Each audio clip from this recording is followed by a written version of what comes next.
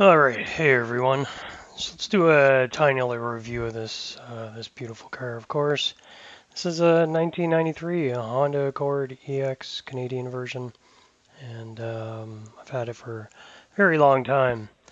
We'll list some of the modifications. We do end up missing them, some of them, listing them, just because we're going off the top of my head here, and we'll know the list. If anyone wants details on any modifications, just ask in the comments. Be happy to make a video or go into some details. But obviously, aftermarket wheels, we're seeing lots of stuff going on here from lips to intersection lights to eyelids to one-piece headlights and all kinds of details. But so we're running EBC drilled rotors and EBC pads, OEM calipers, but we're working on a big brake upgrade.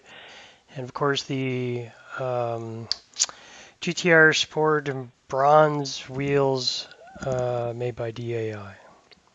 And we got the JDM, I guess, and a side fender turn signal light as well. And JDM power folding mirrors is there as well. We see the intersection lights and the teen. And it's funny, that's actually painted white under there. And it is a sticker, and then painted green and took the sticker out. But it just looks like a sticker, so it was kind of a waste of time. 94 EX front lip, and you see we like to cut it to the curvature of the wheel well here, make it look better than simply cutting it straight down. But yeah, that sticker, it looks like a sticker, but it's not a sticker. There's other stickers that are on the car that are stickers, but no one knows the difference, so kind of a waste of time in doing that. But looks cool. Anyway, moving on. Bumper's still the same, painted of course. The one-piece headlights have been retrofitted by h80retrofit.com, and DS2 minis with Audi projectors in them. We got two halo rings for the low beam and high beam, and then obviously a yellow high beam going on there. We got the Jack Lee grill, and that's just some normal hood spoiler, bug deflector, whatever you want to call it. Some clear signals, and then the 94 lip that you make work by cutting the insides of the corners is the trick to that, in case anyone was wondering. We got the bumper pole, which is fully functional, plug and play bumper pole, which is nice. That AEM on that side was done the same way too. Yep, power folding mirrors, and you have to swap out the internals and all that stuff. Insides, yeah, ooh, there's lots going on in here. Yeah, Prelude seats, Q-Logic speakers, a fuse box upside down, the black dash swap, the rug black swap. It's really just an aftermarket rug. The tweeters in the door, yeah, the tweeters down on those Q-Logics with the Alpine Type R 300 watt 6-inch speakers in them. The Prelude seats with the brackets redone properly, so it sits proper, of course. A Alpine dual in dash, and it's got a fancy brain unit, so we can connect iPods and PlayStations, and shows the rear view camera on there too. Functioning rear fog light button, and yeah, the fuse box underneath there. That's where it hides nowadays, if anyone was wondering, of course. And yeah, we did the cluster face green, the chrome rings, the Momo steering wheel, the wiper delay. All right, we got the rubber boots on there too. The rubber boots on the stocks, the 3-pod gauge pod up on the top left, and yeah, same with the a lot of the interior door pieces were done. So the back seats were simply just painted black. And that's how we did that. But the insides of the doors and everything were redone with fabric. Same with the back. So you can see here we did the speakers with a black fabric, and the back table. What do you call that back piece again? Someone remind me. Anyway, that's all been done. Same with the back brake light, it's been done. And the same fabric has been added to the doors. So we can, yeah, there's the black rug that was done. OEM mats. I always wanted to replace the mats. Something I've never done yet. I can't find originals, no way. But yeah, so the rear doors, the fabric was done, of course. And we got black armrests shipped and black buttons there as well. So looks good, looks really good. But obviously the door panel is gray. I always wanted a black of those, but expensive these days. EBC drilled and slotted rotors all around all four corners, EBC pads, and OEM calipers. And running the Indy race tires. See, that's a sticker right there. That came off before.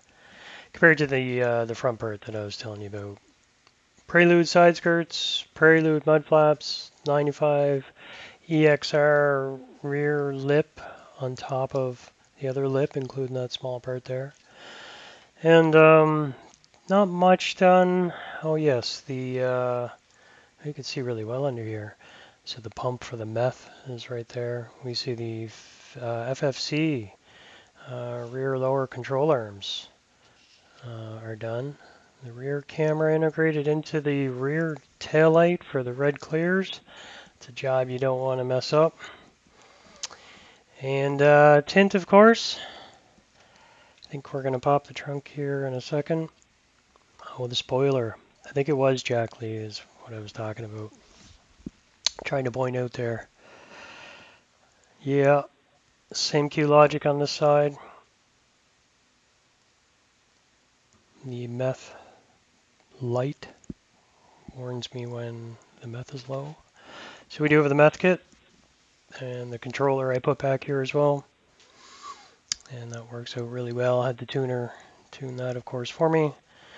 The lovely old school two 10-inch Clarion 400 watt each dual coil. And a whole bunch of breakers here. One's for the amps. There's 2 amps on the car. 1 amp is for the Q-Logic speakers. The other amp is for the subs.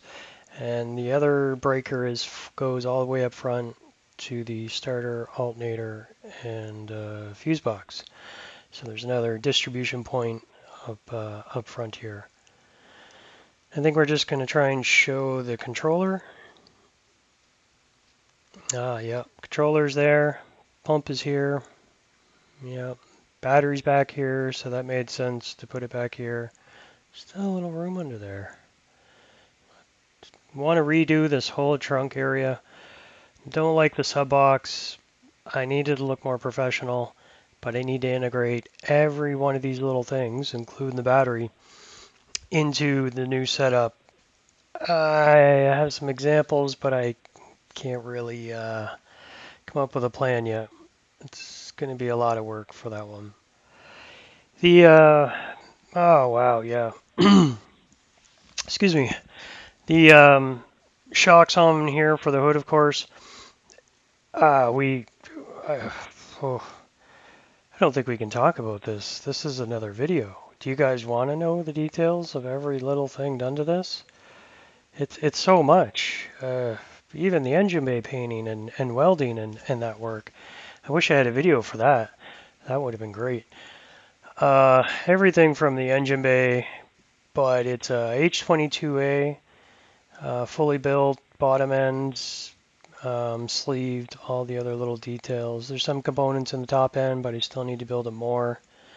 ESP traction bar down at the bottom. ESP front strut bar on the top. Showing how I'm welding the bungs, even for the radiator hoses, which is a lot of trial and error to make that work. Most of this setup initially needs to go off to James at Raven Autosports. Kudos to him, hats off to him. This whole original build was all with him and his help. He had it in his shop, he was doing all this. So I was giving him photos. Here's what other people did. Here's what we should do. But he did all this work. Kudos off to him, Raven Autosports in Halifax, Nova Scotia. Show him where the turbo goes down through the corner. And we've recently, we've got different couplers and things like this. You would have seen the videos, but where it comes back up and goes into the turbo. Lots to discuss here. There's transmission modifications. There's power, reservoir relocations. There's power steering, cooler DIYs. There's all kinds of custom-made wiring, catch can, right? How that's set up, valve cover, turbo piping, oil feeds, the coolant feeds for the turbo, the oil feeds for the turbo. Yeah, I think I was talking to myself in that video.